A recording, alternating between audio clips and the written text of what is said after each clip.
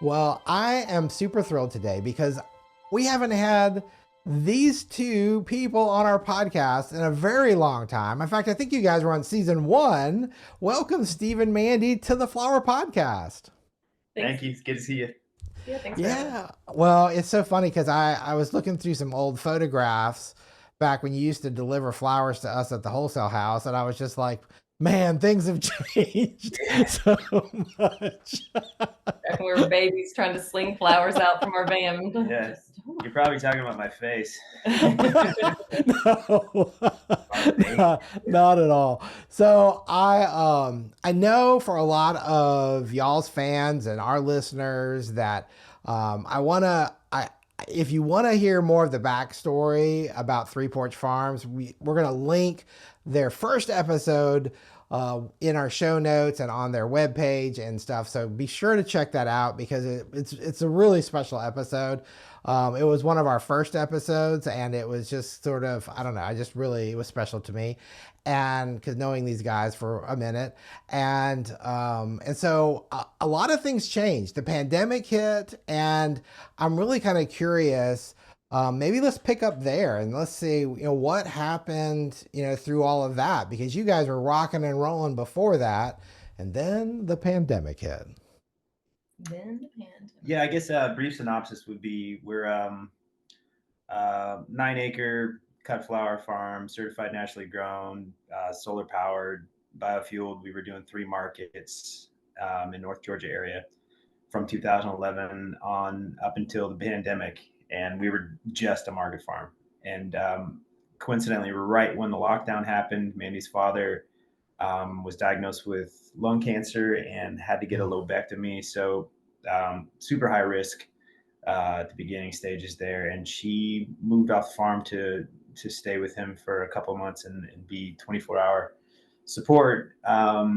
Meanwhile, some of our employees weren't comfortable doing markets anymore. And we weren't comfortable asking anybody to do that.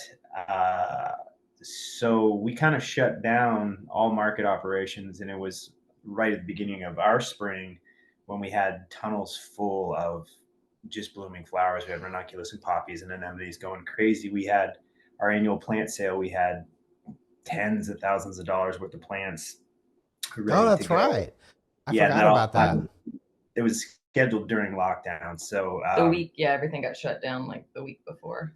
and that's the time of year when you're heavily in debt, and everything was relying on selling those flowers, and we no longer had an outlet, no longer had a staff, no longer had my partner. So just kind of panicked through a Hail Mary, and I started just doing everything, harvesting and taking care of the plants, and called Mandy up and said, "Hey, what about trying to ship flowers? I've got some boxes that I bought years ago to try and ship poppies and just never followed through on. What if we just gave it a try?" So she spent every waking moment setting up an e-commerce store, and I was just trying to keep the farm afloat and trying to figure out how to safely package and ship flowers to people. And while harvesting, while maintaining everything, it was like crazy. So again, I gave the disclaimer to everyone of like, let's just see if y'all are willing to take the risk. We're gonna try this out, and yeah, we just went for it. Yeah, and I mean, everybody was home for the most part, and they were all scared, and they were all missing loved ones. So there was a rapt audience right there that was, understanding what we were going through and just wanted to get flowers to cheer up their own home or to cheer up a family member. So if there were hiccups at the beginning, people I think were, in the space where they were just kind of rooting us on and being grateful for what we could do. And we quickly got over that learning curve, and we saw that, oh my God, there's not only is there a big demand for something like this where it's not going through FTD or 1-800 flowers, or something it's got a bunch of passports on it and took forever in transport, but Mm. um, we realized that we could do a really good job at it, and that it gave our life a little more stability. Um, if you think about how farmers markets are really affected by inclement weather or local sporting events or parades or anything like that, your margins are already super tiny. So that happens multiple times throughout the year. That just shrunk your margin in half, if not more. You get a perishable product that you didn't sell in those 3 hours. You can't really sell it after that. So you kind of throw it away. So your margins are almost nothing. And our markets were like 2.5 hours away from, we had Athens, which is about 40 minutes. And then we had Atlanta and Marietta. I mean, so it was just like 3 a.m. until, almost 5 p.m. at night on Saturdays with old fleets on the road running on veggie oil. And like, yeah, it was just, markets for many reasons were just taxing for us. Yeah, they took it out of us, but we thought that was our only option. And then when we started doing this, again, we realized it was not only a more stable lifestyle because we weren't having to run around and rely on local events and weather. But yeah, we had 47 states we could sell to. So as long as we could grow it well and market it well enough and do a good job at shipping and keeping our quality at the top level, we could sell stuff and we could actually sleep on Saturday. So then we opened a farm store, so we don't really sleep on Saturday, but Well, the idea's there. It's better. Getting up at 7 is better than getting up at 4. Yeah. Yeah. So Truly. the margins got a little bit better. The stability, reliability got better. Our quality of life got better. So we realized we never wanted to go back to markets. We had found a niche and we were going to stay with it. And then the veggie farmers, a lot of the veggie farmers at our market then all started growing flowers. Yeah. So when we backed out of market, everyone's growing flowers now. And that's great because there's a demand for it. We kind of left a hole by not being there. We have very loyal customers to those markets. It gave the other farmers a little bit more of a leg up, or we did have a bit of a monopoly for a number of years because we were the first people in our markets to really go big into flowers, and we got good at it fast enough and went big enough that once other farmers started seeing us do flowers and they started to try a little bit too, we had already kind of had the customers locked in. They would just walk past the other, but we would see people going home with flowers every week, and we would sell out like 2, sometimes 3 tents worth. So it did feel good when we got out of the hyper local market to know that these other farmers that wanted to get into flowers, but we were kind of the thing stopping them, we all of a sudden got out of their way and they picked up a new business. That felt good. Yeah. And it feels good not having that. to compete with your local friends either. I always hated that. Yeah. Yeah, I love that because it just shows how much of a demand there is for this kind of product because you guys left. I mean, that was a huge production. I mean, what you guys did at the markets was gigantic, and I mean, and I'm thinking of all the prep time and I mean everything and all the. I mean, it's just that was a huge thing, and now but now somebody else can carry that baton, and good for them, good for y'all. So. So now what percentage of your business is shipping? 85 to 90. Yeah. We've got a fair amount of local business at the farm store, particularly through plant sales and stuff like that. I would say probably 85% of our business is shipping. And predominantly flowers, but we have expanded quite a bit into some plant stars, particularly Heirloom Chrysanthemums, and for a short period of time we do hellebores as well. And that also came out from the pandemic too. We had all of these plants, even though we put our whole plant sale online and during the pandemic and did 15-minute pickup. It was just like such a production.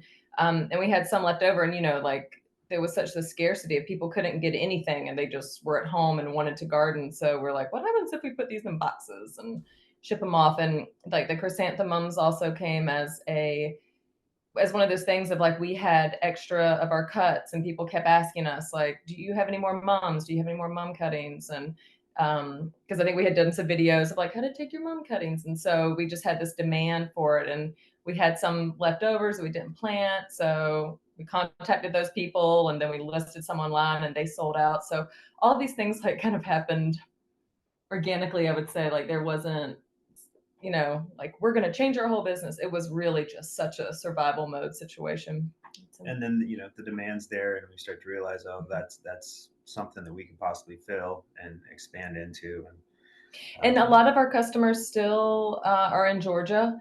Our farmers market customers, they still purchase from us. They've always asked, like, can I send flowers to my friends and whatever. So now we're that they can support the local farmers market, and then they can order flowers for their friends through us and still support us. A lot of the same names coming through, a lot of Georgia support. It's I think because we did have that farmers market support, it did lend itself to us getting into shipping and like making that successful, because it was those people from the market who started purchasing from us. So that was great. And we have a fantastic FedEx driver, which I swear is like the best. I mean, you know, it's so hot in Georgia, and he comes at like 6 o'clock. He's our last stop. He's like the best guy. He doesn't ride around and with our flowers in the truck and stuff like that. He's like super conscientious. So conscientious. He even texted me from vacation. But yeah, the main He's just such a good guy. That they're in such limited transit time, because he picks them up at the very end of the day. They've been in our walk-in cooler the whole time. They're in his truck, then they get on a plane, and usually by 10 a.m. the next morning, they're already where they're going. So we love him. Yeah, things are different when he's on vacation. We're like, ooh, it's a little scary. Yeah, and so as far as our shipping goes, all of our, you know, post-harvest care is all done in facilities that are powered by solar panels. Our walk-in coolers are all solar powered. Our packaging is all compostable. Our shipping, even down to the shipping labels, the backing of the shipping labels, the ice packs are biodegradable. And we pay carbon offsets for all of our shipping too. So we try to be as sustainable as possible in the shipping process. We super overproduce solar and things like that too. Yeah, so we produce double what we actually use on the farm. Yeah. Well, I know you guys have always been super conscientious about that, which is one of the things I've always admired. And I know that right before the pandemic, I mean, you guys, you made a huge push to put more solar panels up. And that's just, I mean, I can't imagine how much solar you generate with all your solar roofs. Yeah. But supposedly it's enough to power 8 homes, U.S. homes. It's 36.5 kilowatts. It's twice the energy that we use in all the farm operations and our house. We have 4 walk-in coolers, I think 6 industrial freezers, a bunch of greenhouses with fans, heaters, tons of lights, all that stuff. But yeah, we still produce double what we actually use. So, and that all feeds back into the grid. So. Right. That's incredible. And then on top of the biofuel, I know you mentioned, which has been a project. I guess you don't have to use as much of that now as you used to. Yeah, fortunately, it's amazing. Yeah, we had 2 box trucks, a Sprinter van, a 40 350, and a Dodge truck, all running on grease. And it's definitely extra maintenance, and it's a lot of work getting all the grease and filtering it all. And there's so many things that can go wrong in that process. So it's very nice to only have to deal with a couple vehicles now instead of a fleet, now that we're not at market. So that was another advantage of changing how we're approaching sales. Well, I want to ask a little bit more about the shipping, but before that, I know earlier you said 47 states, I think. So I guess you obviously can't ship to all of them. Is that because of bugs, because of their laws or rules, or yeah? California is the biggest one that we get requests from that we can't. Their Department of Ag stops pretty much all of the stuff that we have tried to send through, and they've called us personally and told us don't ever do this again. We've tried to find workarounds with the Georgia Department of Ag, and all the feedback we've gotten is no, it's impossible. And then one time the Georgia Department of Ag said, yeah, we can do it, but it's going to cost you a surcharge of $250 per box. So if the flowers cost $65, nobody's going to pay an extra $250 for shipping plus shipping. So yeah. And then Hawaii and Alaska, just because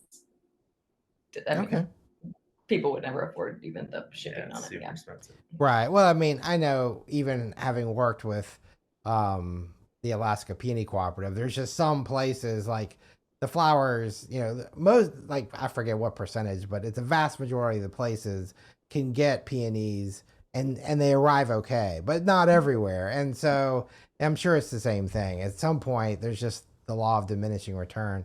Yeah. I'm really fascinated too that even like your ice packs or whatever you're using for chill packs are biodegradable. Hmm. What are they made out of? I contacted the company and tried to get them to tell me exactly what it was, but all they would assure me was that it's biodegradable. It can break down the compost, and they wouldn't. I think it was proprietary. They wouldn't give me the information. Um, But we compost all of this stuff, even like our sleeves that we like our plastic bags and stuff. All of that stuff goes into our compost bins, Yes. breaks down great. Plant-based plastic. Yeah, we compost cardboard boxes and all the things. Yeah. Well, that's awesome. That's awesome because I know that's a big concern for you guys, especially. And what I appreciate is you guys figured it out, so it can be done, and you just have to want to do it bad enough to kind of make that happen. So now, before I know you used to deliver to Atlanta with deliveries like on Tuesdays, then you had your markets on the weekends, and so now, I mean, how many days a week do you ship flowers? 2 Tuesdays and Thursdays we ship. And yeah, that kind of gives a little bit. We don't want to ship like on a Friday because of the weekend. Yeah, just Saturday shipping is less reliable and it's more Yeah. expensive. Right. Monday gives a chance for everything to be harvested and processed appropriately, so it's prime condition to ship Tuesday. everything's bunched Tuesday and Wednesday Tuesday. harvest, same thing for Thursday to go out to arrive on Friday. Anything harvested on Friday is going to be sold in the farm store for that weekend. Then you're back to Monday and Tuesday. So it gives us a nice rhythm to not always be like trying to hustle stuff out the door, to just kind of focus very specifically on things that need to be done. And it's a nice rhythm. Yeah. The one thing with shipping that is very different from like our farmers market is there is a lot of of office work, of Like back end. back end stuff. Yeah. We've Rachel, who used to work at the farmers market. She's basically customer service. Steve is running around. He's customer service. We're checking all throughout the night, make sure people get boxes, their shipment. If their shipment's not in, we're contacting them. There's, there's like all this other like office work that wasn't a part of it, but Well, we were just like, "Hey, how's it going?" That was our business interface. Like, Yeah. we're That's a lot of great. We email. like you, but now it's It's a lot of it's a email. lot of plugins and apps and the back end of the shipping software and the web store itself, and Yeah. there's so much going on there that we're Luddites, so it's been a big learning curve. Fortunately, we've got some good help that are keeping everything running smooth. But yeah, it's a much more digital reality for us now, for sure. Interesting. And luckily, I have nothing to do with that. Or I would never She won't ship. even answer an email. Sorry. No. Well, you know what? It's all about doing what you're good at, is right? Yeah. Is that? Yeah. Someone's got to be in the field. Well, She hears an email, she runs out to the field. You get it? Yeah, it's not what I do. tag, you're it. Yeah. Okay. I don't do weddings. I cannot deal with that communication. Just can't deal with the communication at all. So. Yeah, because that's right. Because you used to do weddings and things too, and now you don't do any of that, I guess. So good for you. Now, are you guys also shipping anything like bulk, like any kind of wholesale orders, or is it all retail? We're predominantly retail focused. We do offer a 10% discount and tax exemption for designers, but we don't do anything different than what the retail people get. They just get to type in a code and get 10% off and tax free. So we do, surprisingly, we thought we were just going to get retail users, but surprisingly, we get quite a bit of designers, and it keeps growing. So we do have some pretty big orders, but they're just ordering through our website, which is nice for us. It keeps everything streamlined and easy to process, and there's not like 7 million emails like, wait, that's not the pink I want. Are you sure it's not the pink you want? Like, you said it was this one. I don't know. It's reading different. And like, we can't do that. We're not staffed to have that kind of like nuanced communication. So the designers that get our stuff, I guess they've had good experiences and they know that our quality is going to be, they're not getting boxes of dead flowers. They're getting everything's perfect. And if there is any issue with the box being crushed in transit or whatever, We always get a guarantee it. refund Yeah. or a replacement right away. So we're really easy to deal with in that regard. We're just not going to be the people that are going to hold your hand through like 17,000 questions about, which shade of Pink. pink this is. Yeah. We did that, we Yeah. sold to you.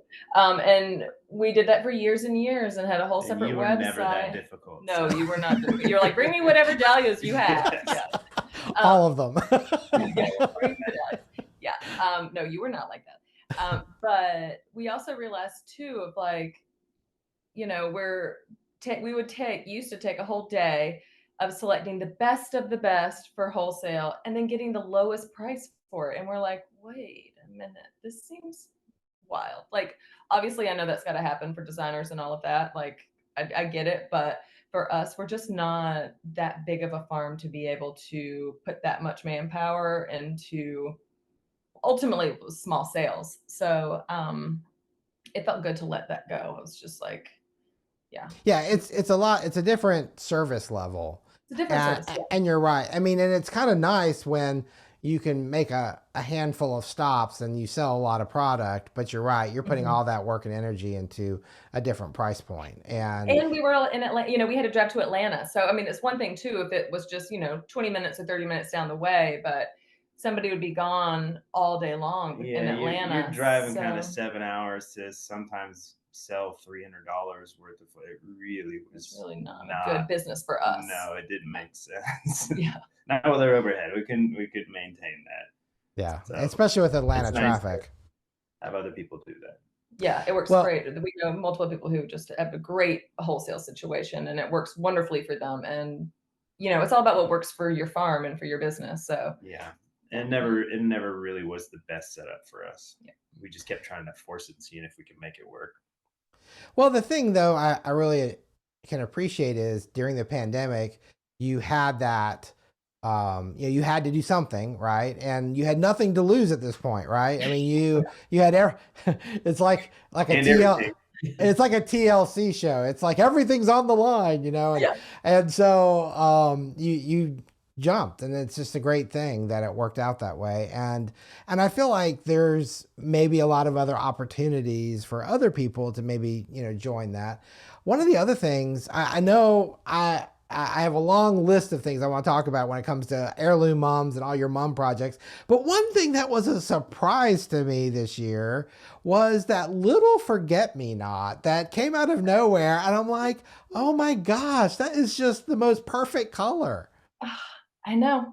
Super wild. I mean, it all came from his cousin Marilyn, who the best woman ever, like walk into a room and just shines and radiates and just a wonderful, wonderful woman. She married us actually, and she ended up passing away. And her husband at her celebration of life, gave those little packets of forget-me-nots and it had a picture on it. And I just, I had that packet and I was like, growing all the blues and the pinks, the taller varieties. And I was like, I had this moment of like, oh, these are probably gonna be those shorty ones that, are good for landscape or whatever. And I said, well, God, let me still just plant them.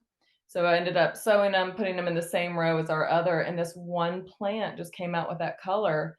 And I just instantly ripped up like 100 feet of other forget-me-nots and then just let that one grow out, had seed, and then just selected for that color for like 5 years. And now it's true to seed, and it will cross obviously with others, but if you're growing them next to them, but we just exclusively grow that color here to have pure seed.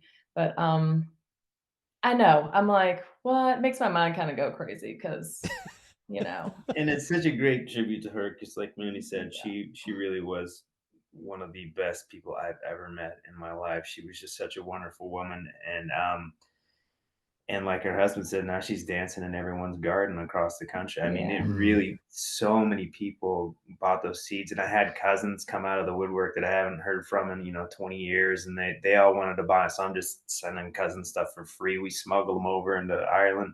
I don't think you can say those things. Hypothetically, we did. Maybe we didn't. Maybe we didn't. And Pop perhaps gave them to our Irish cousins over there too, who love her as much as we do. So yeah, Yeah. she's in everyone's garden right now. It's great. And we let him, her husband, name them, and he said Miss Maryland because I'm from, they're California and I'm from the South, so I was always Miss with everyone, and they were like, "What is with this Miss?" So he just thought that They was were a good, charmed by it. So yeah, he so said Miss you got to Maryland. call it Miss Maryland. So Yeah. So now, does this variety get as tall as the taller ones, or is it? I mean, it's right up there with all the other Yeah. great cut stems. Wow. Yeah. Yeah. Well, I will tell you that one of my local growers up here in Nashville walked in with it, and we Oh. bought them, and I was so ecstatic to see it. And I was like, I think I went to try to buy some, and I missed the window, and they were all gone. And I Oh. was just like, and then somebody brings these in, and I was like so excited Oh, I to love that. see them cut. And I'm just like, that's just keeps on, going. So let me ask this technical question, if I may. I mean, if you are trying to keep your seed kind of streamlined, pure, for that variety, how far apart do you have to keep the other varieties so that way it doesn't interfere with your pollination? Or do you even know, since you we I don't don't really grow don't them? know. we don't grow them on the farm at all. Yeah, we So don't grow yeah, any other ones. Yeah, it took just a couple. It was pretty easy so from that one plant, I would say, the next year that I grew them, probably half were blue. And as soon as I saw that little tinge of blue, all of those plants got ripped up. It really was pure seed by about year 3. I just was like You- yeah, wanted to really make sure that everything was pure. So yeah, we've only from the beginning have just sowed those, grown those ones, but um, just how there was such variation within that one plant seed, lets me know that it would cross pollinate with each sure. other. So Sure. And where are those on your website, or when will they be more on your website, or are there some now? we've restocked them. Yeah, when we had the first crop, they just like sold in a second. And we also packed a bunch up, gave some to Florette because she's just wonderful. I mean, the whole point is like get these out into the world.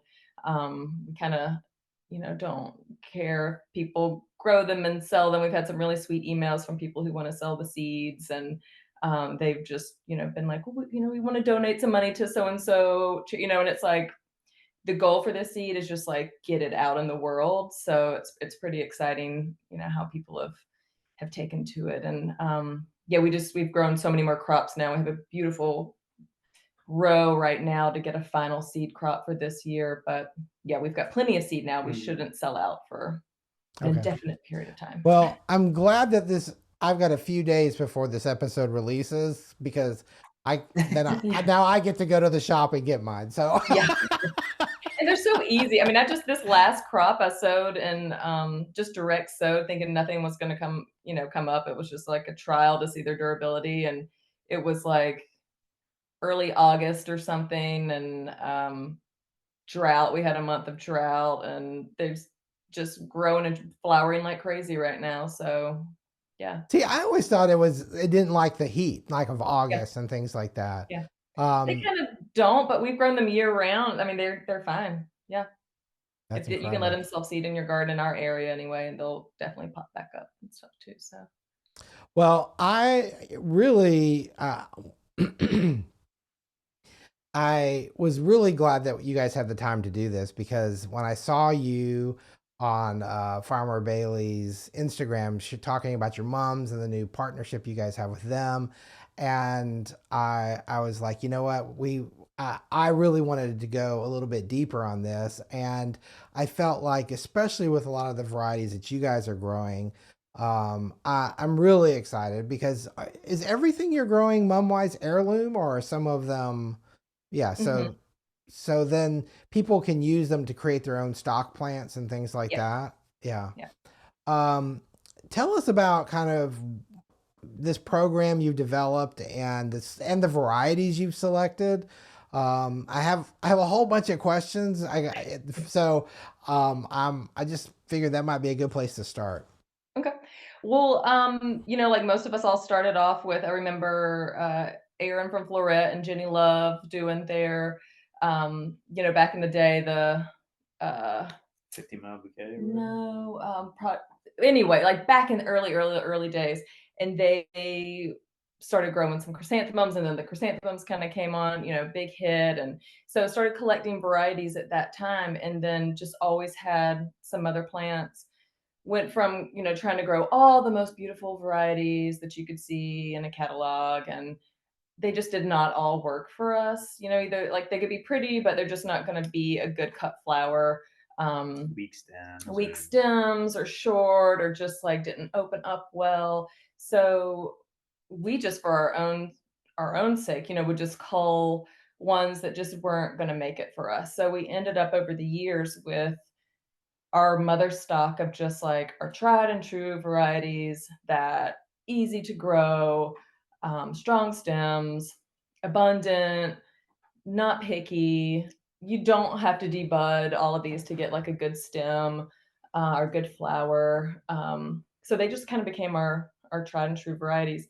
And then again, whenever it was, we kind of had this moment of everybody like, oh my God, we need plants. We can't find seed, we can't find plants, whatever. And we just put them out into the world, our own rootstock out there, and they got snatched up. And then just getting feedback from people of like, finally I've got like some good varieties that are what I'm looking for. Because we all kind of get, I tried all the like blushies and the muteds and all of that. And a lot of those just didn't work for us without too much care, or they're too floppy or whatnot. So there's a ton of varieties out there, a lot of beautiful ones.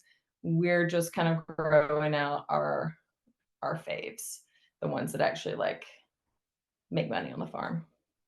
Sure, sure. Well, I know that I think you just hinted at this a minute ago, but some of the varieties you're growing, I know in other places they disbud them. Are you disbudding any of yours, or are they all using them as sprays? I just use my sprays. Because I mean, if you want to end up taking some of those sad little buds off, when you get that stem, you can, and it's still a big, beautiful spider mom or something. Um, and for me, I love a bitty little spider mom in bud vases. Like I like the little side bits. So no, we don't. You can, but we don't. It's not necessary. I mean, a big part of what, Your show, if you're doing like it's to whatever you want, I would say. yeah. But as farmers, a big part of what we try and do is minimize all the extra legwork, the iterations of the cut. Like, if you can pare down the amount of cuts you make for the amount of money you bring in, you just cut your labor costs in half or whatever. So, sorry about the text. So, yeah, so that just kind of falls in line with that. The only way to make it as a farmer is to become more efficient. And so we're not growing anything or selling anything that needs to be disbudded like that. Okay. And some of those bigger varieties, I'm sorry. Some can be disbudded. Some of those spiders can be disbudded and whatnot, but yeah, we don't. Well, and I'm trying to think, like, when you go to disbud, and I know you don't do this, so you might not have the answer to this, but when you're going to disbud that, I'm trying to remember because I mean, back in college, I remember us talking about this. Um, you take those buds off, and it's not necessarily a one-time thing. I don't think. I think you kind of have to maintain that a little bit, don't you? I think once the buds are developed, then you can just snip them off, just kind of go through once, maybe twice. Um, from my understanding, I think if it's like a show mom, and I don't know about Sure. the show world of chrysanthemums, but I know they are wanting that one single bloom, and they're, as soon as buds are showing, presenting themselves, they're taking those off because they want all of that energy to go into that one main flower. Right. And if we were trying to sell $7 flour or something, maybe we would, but that's just not our customer base. Right. Well, and the thing too is when you have those bigger heads, they break eat more easily in shipping. And so for what you guys are doing, it doesn't even make sense because you're shipping, these things in Yeah, those little ones boxes. kind of cozy around and sort of Yeah. protect that bigger, spider petals and stuff. Yeah, and So then you get a bundle of mums, and when you take the sleeve off, it's just like this huge array of all these different colors and shapes and sizes and heights of mums. So it is really nice like that. That we actually like the appearance better than if it was just like a handful of chunkers. That's a technical term. yeah. So, well, right now we're talking. It's October 25th. Are you guys cutting stems yet, or are they on the brink, or are you in full swing? On the brink. I cut the first 3 stems yesterday to put in the studio to say, "Everybody get ready." But yeah, I mean, it's coming on quick. We just this afternoon got in touch with we did a sort of little secret pre-order for our we're calling them kind of our gratitude bouquets that'll ship the week out before Thanksgiving to our customers who purchased them last week, and then we'll do pre-orders for those starting Friday to the public, and pre-sell a lot for that holiday because a lot of ours come in then. Like Thanksgiving time is like obviously like when the crops are coming in big time. So we'll end up selling, we'll have some next week for sale for shipping. We'll kind of be trickling them out over the next kind of 2 weeks, 3 weeks. And then we do just like kind of cut the whole tunnel down for the gratitude bouquets. Mhm. Well, Because I want to tiny. right, and I know that your big push is into Thanksgiving because after that, like color palettes change, and people, Mhm. not for everybody, but for a lot of Right. people. Um, One of the big questions, I got some sample cuttings from Syngenta that I've been trialing out in the back, and they're getting ready to color up. They're on the brink. Mine are on the brink too. Some of the varieties, and I know with having this kind of tissue cultured cuttings and things like that, that they're patented. There's royalties on them, and what we're talking about doing is not something you can do with these kinds of plants because of Yeah. all that. But I am curious now that I'm looking at mine, at what stage do you really want to cut these things? Because, like, I have one flower that's open, but then I see a whole ton of buds in there. And I'm just curious for people that maybe, this is their first year, they're trying to figure out cut stage. When is the best stage kind of to give your flowers the maximum size and volume, but yet not too open and their shelf life? That's a good question. Yeah, they do not, they will open up slightly after you cut them. So we let them go to like 3/4 open. Maybe some of the last little spray buds are just little tinies and they still look adorable and kind of give a different depth to a bouquet. Um, and some of them, and actually in a couple of the varieties, we have actually culled them out because that big single bud actually will bloom so much sooner than the rest of them. And so for us, sometimes that just doesn't work. Um, but then other varieties, you can, if there's a big delay in it, snip out that center, if that center flower isn't like a major showstopper. If it's, just like a mile, like your side buds are gonna be almost the same size or whatnot, just you can clip out that little center bud and then let the others come up if that seems like it's gonna be, something worth doing for you. But yeah, I've definitely called out a couple of varieties that just wasn't gonna work for that, like everything sort of ripening up at a somewhat same time. Sure, sure. By pinching out that center bloom, then the other ones would develop. But a lot of your varieties, though, are good to go. You don't really have to worry about that. Yeah, we don't worry about it. Yeah. Another question I thought, and having grown these, I kind of see the point to this. A lot of times, especially that I have just planted what I planted, trying to figure out sort of that whole how many plants do I buy to get how many stems if I've got like a 50-foot row or something like that, 4x50 or 3x50. Just trying to figure out, if I buy 100 cuttings, how many plants am I going to end up with? And I know that depends on a lot of things, but if we can just kind of put it, ballpark it for people, because I'd hate for them to not buy enough and then not really have enough to really know if this is successful for them. Mhm. Yeah. I would say you can average about 3 plants per cutting. It kind of depends too. Like sometimes we send cuttings that are a little bit taller, sometimes a little shorter. The thing with chrysanthemums, they grow so fast that as soon, if you're in a zone where it's not super freezing and you're okay with getting cuttings in the mail, um, earlier in the season, order for the ship dates. We have maybe 8 different ship dates. Order for an earlier ship date. Get those out of the box, plant those up in like good potting soil, put them in a warm spot. You can probably even within, I would say give it a week just so your plant can just sort of acclimate. You're likely going to be able to just go ahead and take one cutting off of it right then anyway. You can also just let it stretch, kind of keep growing, just stretch, and then give it another, 2 or 3 cuts. They root pretty easily. They grow really quickly. We plant up until early June, even mid-June. So, for us, we don't even Plant or cut?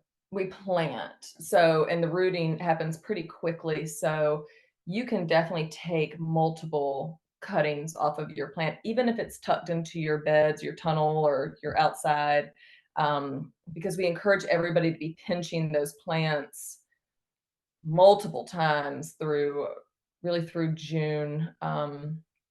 And so, one thing that we did this year actually was even some of those cuttings that maybe aren't gonna make it into the garden bed. So, like, I cut some back. I pinch our plants pretty late, like, I'll go until late July, even early August. That's risky, but it totally works for us. I'll even take those cuttings and just root those and use those for next year mother plants too. Mm. So, use everything while you're if you start off a little bit, with a little bit smaller bed, if you have limited budget, um, don't toss all of that your cutting material. Go ahead and just stick that somewhere and maybe even just stick it in the bed. See if it roots and you get a stem this long. The ones that I did that with that were cut in July, they're flowering stems this tall, which is totally, And that, long enough. and for those people listening, that tall is about 18 inches, 20 18, inches. yeah, yeah, 18 inches. You can see? Yeah, 18 inches. So some of these varieties get so tall so quickly too that you can really kind of get away with doing that. But on average, I would say you can get 3 cuttings per rooted cutting that we send you. Okay.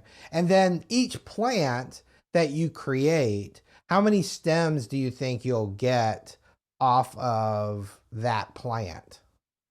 Well, it depends too on how much you're cutting. You're cutting them back.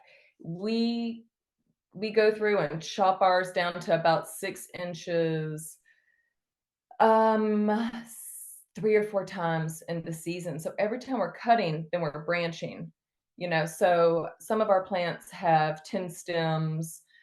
Some like the Kelvin mandarin, the Kelvin tattoos. Yeah, they're just such a like hardy, robust plant.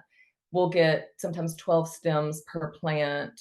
Um, it's Wow. shocking how many stems you can get. Like I was just in the tunnel today walking, and just for like a 10-foot space is like a lot of stems. We plant we always plant very closer than what anybody ever tells you and closer than what we'll tell you because we don't want to be responsible.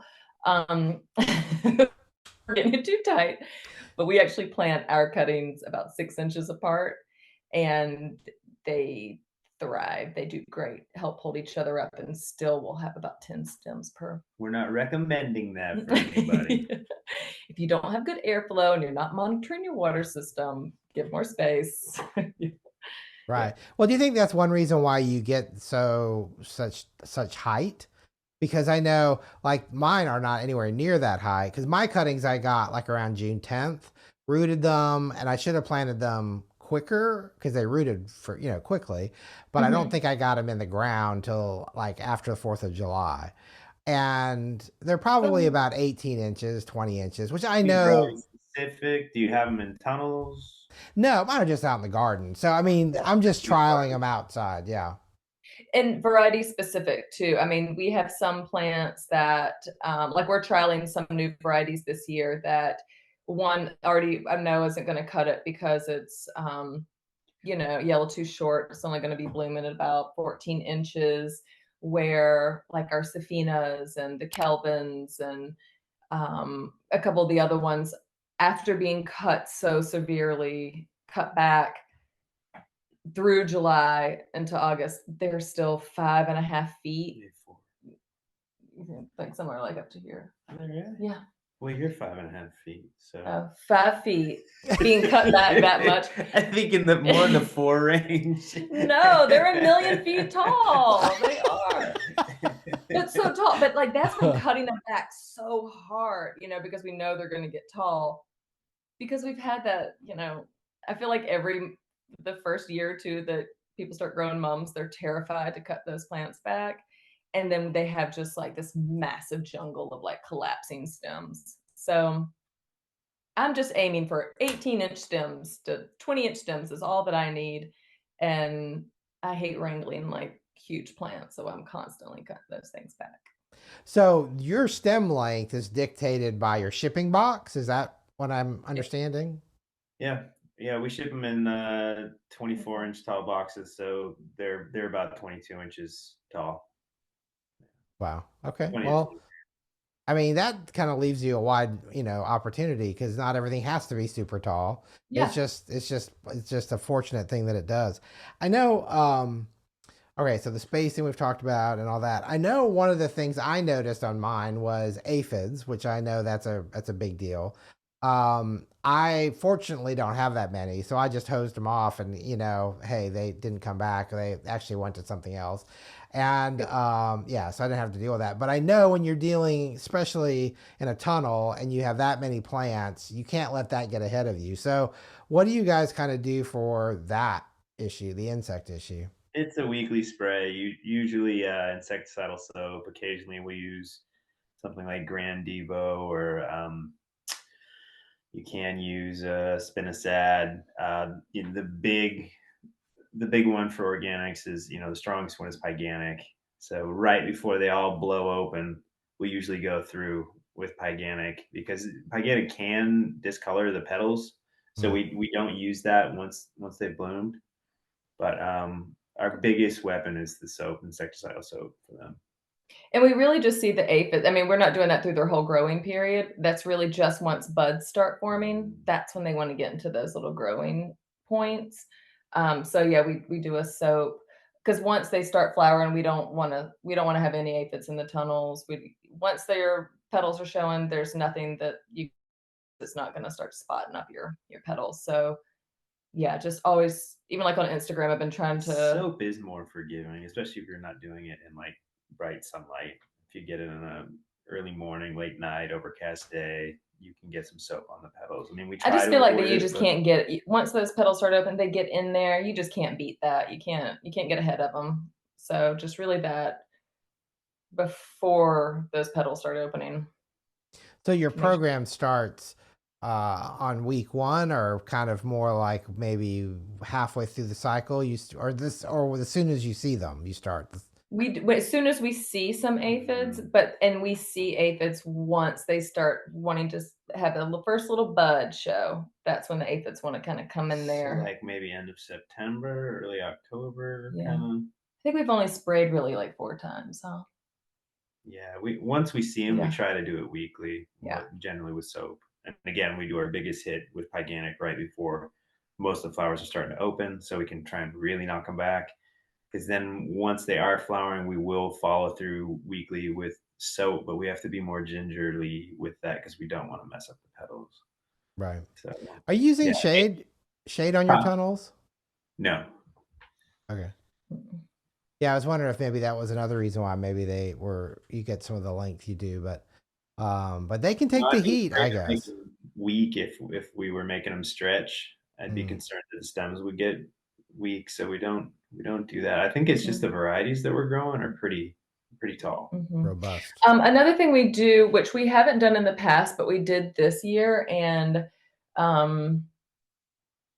I don't know if we see results. I guess we'll really see when the buds start coming, as we did once buds started forming. I did fertigate them with Neptune's flower and rose. Hmm. Um, and I feel like that's helped. Might have given them a little extra nitrogen to make them stretch a little bit more, which isn't ideal.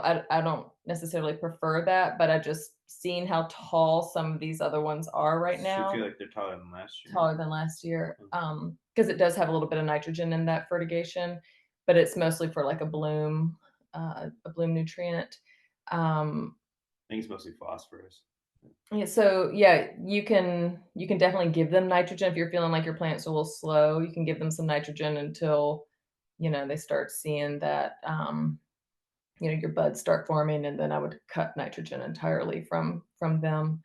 But We've never we've never really done anything other than we been use around. an organic all-purpose at planting. They're just such a hardy plant that we've just never struggled with fertilization or She tried it this year for the first time just as an experiment to see if it would make a difference, but we've never used it in the past. And over 10 years of growing them, it's always been fine to not fertigate them with anything or foliar feed, top dress, anything. It's just, they've been a really easy plant to grow. But knowing you guys, though, I know that you do a lot of, cover crops in your tunnels. That you you are investing in your soil. Sure. So I mean, I would probably say that for people starting out, that 10 years of investment in your soil, that and you add compost, or do you even add compost, or you just use the green? We do compost. Yeah. Yeah, yeah.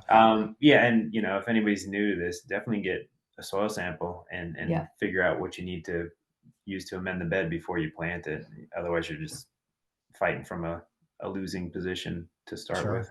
And don't plant anything in wood chips. Yeah. We get a lot of people send pictures like, this is what's happening here. And you look and it's like they've literally planted in like wood chips. And, I mean, we don't have to get too much into soil science and stuff here, but like wood chips. Robs nitrogen, creates fungus gnats, spread disease, all sorts of bad things. That's like the number one. If anybody sends us pictures, that's always, which we don't really have to. It's more like for veggies and stuff from plant sale. It's because they're like planting in pine straw or in wood chips. And Mostly wood chips. yeah. Yeah. Yeah. So the best way, so we've touched on this a little bit, but I know farmerbailey.com, you can go there and get your plants, and I would also encourage people to check out your website. I want to say, what are the shipping dates? Because I mean, you've even got that down for everybody, so they don't have to worry about when do I get them in. I mean, it's pretty much We start April 8th to like June 3rd. Oh, that late. I didn't realize it was Weekly. that late. Yeah. Because we plant late. So, and we always have the people who are like, oh my God. Yeah. Like without a doubt. So we just plan to like have plants for that.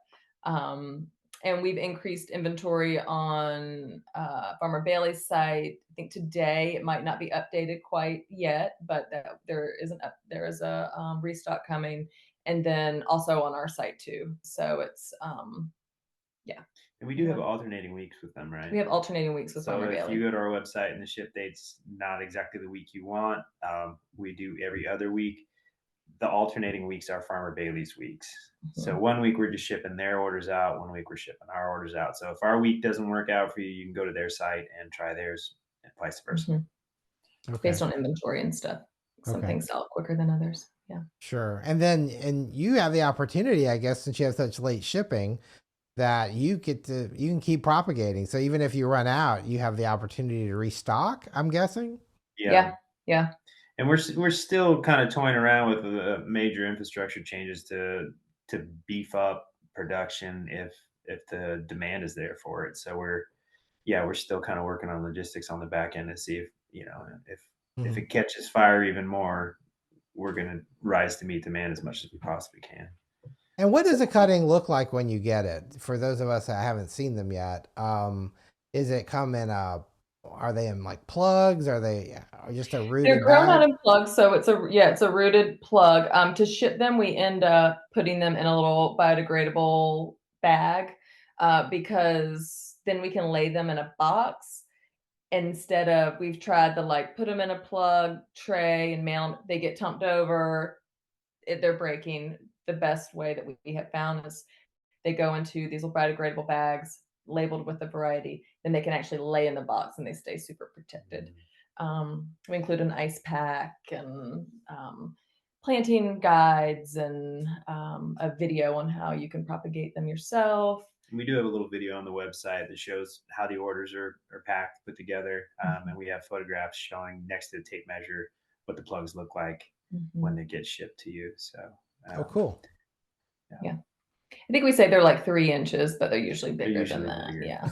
We always err on the side of caution. We like to understate things on our website so nobody's ever has cause to be like, you said.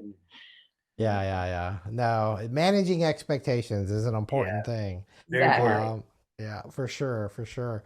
Well, I'm super excited. I know I ordered just a few because I don't have anywhere to keep a lot of them, but I'm definitely excited to get some, and I'm hoping. I mean, really encouraged. I mean, I currently have 3 growers locally that are growing mums, and Nice. 2 of them brought us a huge amount on Monday, and by Tuesday afternoon they were all gone.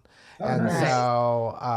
so I was really nervous because we still have a demand for a lot of the South American varieties for whatever reason, and as this trend continues to grow, I'm excited that people see there's enough difference in them that they're worth adding to their repertoire of flowers that they use this time of year. Yeah.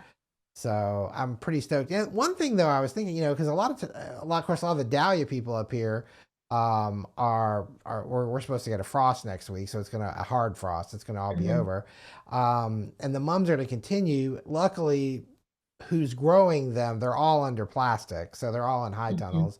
So I know that we'll be able to ride that wave past the frost. Are these varieties, because I know there's like early, mid, late varieties, are all these varieties you guys are selling, where do they fall into those ranges, that timing range? All the ranges. Yeah. I mean, they are. They're like early, mid to late. Yeah. Yeah. And each product states which one it is. Right? Yeah. We have a whole list of like height, expected height, early, mid, late. Because there's some varieties that it's another thing for us. Sometimes I guess up in the north, it could be a little bit different. Flowers can come in a little bit earlier. But for us, we don't grow the ones that are going to be like a orange or muted tone or whatever that is going to be blooming past, say, Thanksgiving, because like you said, like nobody's going to want that then. So we've also had to do a big call out for our end of ones that are they're beautiful, but no one wants an orange chrysanthemum after Thanksgiving. Yeah. So we kind of watch out for that, try to get some of the like white and the red late bloomers, to sort of go into, because we do have some of our chrysanthemums that will sell after Thanksgiving that are like a pink and a white and a red mix. And we would mix them with conifer, like evergreen stuff at markets to do little sprays or little kind of, more holiday season arrangements. And like she's saying, bright orange wouldn't really be the appropriate color for that. So yeah, there's some that we've grown and we've loved them, but they're just not going to won't sell. So. But I mean, that's another great way to extend the season on that. So I think that's great. I know you guys are shipping tons of flowers, percentage wise, roughly. Like, how are mums ranking against the dahlias and everything else you guys do all year long? Great. Well, last year, Florette had asked us to send some chrysanthemums because she wasn't growing them. And so, she plugged those, and she plugged them. She sold right our whole tunnel out sale. in like it 1 sold second. out. It was our biggest shipping day ever. We put out a lot. I think it was 300 orders in one day, Yeah. which we had never done Yeah, before. that was But like yeah, major, but that's because of that, yeah. she's queen. Um, and but people love them once they're exposed to them. Hmm. That's the thing, like with so many flowers, that people can have this association with like chrysanthemums as being like grocery store, but once they see that it's not like a white or a yellow sort of that mom that we're all used to seeing at Kroger. Well, the thing is they're not seeing grocery store. I mean, it's night and day difference. I mean, It's night it's and day just difference. yeah. Yeah, and so they get so excited about it too, and the other thing is that, dahlias, they have such a short vase life, and Mm. we're always like, like, it's hard with dahlias if people spend a lot of money on them and they don't last long, but then once chrysanthemums that never want to die in a vase, they never wanna, like, peter out. It's the good flower to follow a dahlia, you're like, "Well, now you have this one that'll sit on your table for a month." Like, you'll be tired of it by the time it's dead, so, I um love That that. people are they're familiar with dahlias now. We sold a lot of dahlias this year. Did not get one person, so they didn't last long. So I yeah. think I think people are becoming more and more educated about flowers. But yeah, heirloom mums are new to them, so this is the next one for them to get educated Mhm. about, and it seems like it's happening. Just like poppies a couple years ago, we fell in love with them, and really there wasn't much of a market for them. But more we were like, hey, try these, try these. People were just like, I love poppies. I had no Mhm. idea I loved poppies. At least the Icelandics or the Calibris. And so, yeah, I feel like Mums is the next Mhm. wave. Lysianthus was that way at our farmer's market. No one knew what a Mm, Lysianthus was. They were so confused and they were not into it. And then once they purchased them, then they were like, "Oh my god, these last forever." And then they became hooked, but it was a major learning curve for our market. We were like, "Oh, we're not gonna be able to grow Lysianthus, like, people are not getting these." Like, I think we literally, like, gave stems away at market at yeah. one point. Nobody had really heard of them. So, Yeah, but that's the exciting thing about the yeah. the rebirth of the small U.S. flower farmer is that Yes. these varieties that people forgot about or just never saw because they had, vanished in the 90s, they're coming back and people just have to kind of get introduced and realize what they've been missing and then fall in love with them and all of a sudden it becomes a well appreciated thing. So yeah, it's Yeah. nice to be in some small way part of that. Yeah. Well, and most it's people have a way of forgetting history a lot of times, but a flower history, a lot of people don't even have a clue how, historically speaking, how big of a crop chrysanthemums were in the United States. I mean, right up there with roses and carnations. I mean, there was a tremendous production of this product that Yeah. all got shipped away, and and it's just like everything when it comes to competition. Yes, they're doing something cheap. They have less expenses on a lot of things. A lot of their varieties are shippable and they can last in a box for 2 weeks and whatever in a cooler, but they don't have the grandeur of these local flower farmers like you guys are embracing and totally capitalizing on. It's Mhm. just like dahlias. I mean, for a long time, no one. I mean, before you guys, I mean, in Atlanta, everyone kept saying, "Well, we can't grow dahlias in in Atlanta. It's too hot." And there was a couple people who tried and did an okay job, but nobody did it like you did, and you were really the first on the scene to have the numbers and have the consistency that you did. Well, And and I must apologize. You were very kind and gracious with us when we were doing that, but we were still trying to figure out which dahlias did work in Georgia, and a lot of the ones that we brought in were still not quite there. It took us quite a Years while. every We've year. got great dahlias now, but wasn't It's a we learning weren't curve, yeah. really there when we were working with you. So thank you for your patience and your support back then. well, it was my pleasure. And the thing is, but it takes somebody to take that bull by the horn, so to speak, and to figure it out. And I appreciate the fact that you guys did, because now all over the Southeast there's dahlia growers, Yeah. and they're figuring it out for their areas too, because that's the one thing is, everyone has a little bit different soil or heat or weather or, whatever. And it's just encouraging that it can be done. And now with mums, I'm super stoked because there's a lot of, I mean, when I follow people around the world with mums, I see so many incredible varieties that we don't have access to because they can't ship them into the US from Europe or from Australia, or, just South America is the only one that seems to get the pass. And I'm sure there's a reason, but Yeah. I'm just excited to have some of the beautiful flowers that you guys are producing, and Oh, it's thanks. awesome.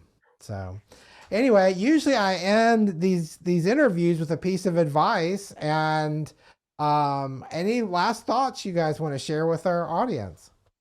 I have a piece of advice. Oh yeah, go. Because it came up just as we were just talking, is that if you try a crop and it doesn't work for you, try it again, and then try it again, because sometimes it really just takes a different location. It takes a different season, like as far as like weather patterns. There's been numerous times where we would have given up on something the first go round if we weren't like diligent and like we got to make it work. And then it becomes dahlias, for example, like God, we planted all the most beautiful varieties we found in catalogs those first couple of years, and they just melted down in the field like nobody's business. But we learned that like, oh, this variety did good, and this variety did good, and this variety did good. So we knew there was hope. Like we knew that there were some out there that could survive that. So yeah, I think you just have to like kind of keep going with it at least three tries before you cut something out entirely, because so many factors come into play, and once you hit it right, then you're addicted to it and you just gonna keep going back, and it can happen, so then start figuring out how did that happen. But conversely, if you've done it 3 years in a row and it didn't work at all, then freaking stop, because you're gonna kill yourself and go bankrupt.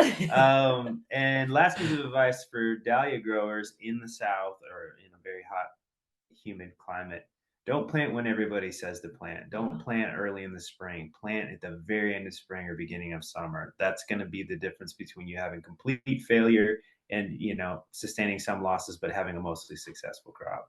For sure. We plant mid-June, early July. And you will have FOMO when you see everybody's Mhm. flowers coming in August, and you'll be wondering if your plants will ever bloom, and they will, and they'll be beautiful. And you'll just miss all the Japanese beetles, and you won't have a breeding insectary for Western flower thrips. So you'll actually have beautiful fall flowers instead of just Mush. huge plants that are filled with bugs and dead flowers for the whole summer. So Mm. Can you that's tell the we've been there? Yes. Well, I'm glad to say that I've been there with you for part of that. And I know that when you made that switch to planting later, I thought to myself, because we always knew our target date was Labor Day anyway, half the time. Mhm. If we had flowers Labor Day week, then we were on track because, it was still slow back then in August, and, we would sell them, sure. But, that wasn't the Yeah. main hit. Yeah, but when you guys started doing that, I'm like, this is one of those times where it's like it's there's so much common sense in doing that. For so many, I mean, you've only named like 5 reasons, but there's probably another 20. Yeah. And I'm just like, wow, why fight the battle that you don't Right. have to fight when you're going to get fabulous flowers in the fall, and that's when you want And them like you anyway. said, that's when the market is there too for weddings. Like no one's getting married here in August. We don't need, and people are back to school. Farmers markets are generally slower. Like lots of reasons to kind of plan a little bit later. And yeah, I remember whenever we had like a ranunculus, a peony, and a dahlia in at the same time, and I was like, "Oh my god, this We're the is best. so amazing!" And it was like the worst dahlia crop The worst. ever. We're the worst. Yeah, like we got these blooms, and then it was like, "Whoa, bad, bad, bad, bad, bad! Don't plant this early." Oh my gosh. Well, thank you guys so much. You guys are so special to me, and I really appreciate the time, and I really am stoked that you're part of this rejuvenation of Heirloom Moms. So yay. You know, Thanks, Scott. trying all the things. Yeah. Yeah, Awesome. thanks so much, Scott. You've been with us from the beginning. Yeah, really appreciate you.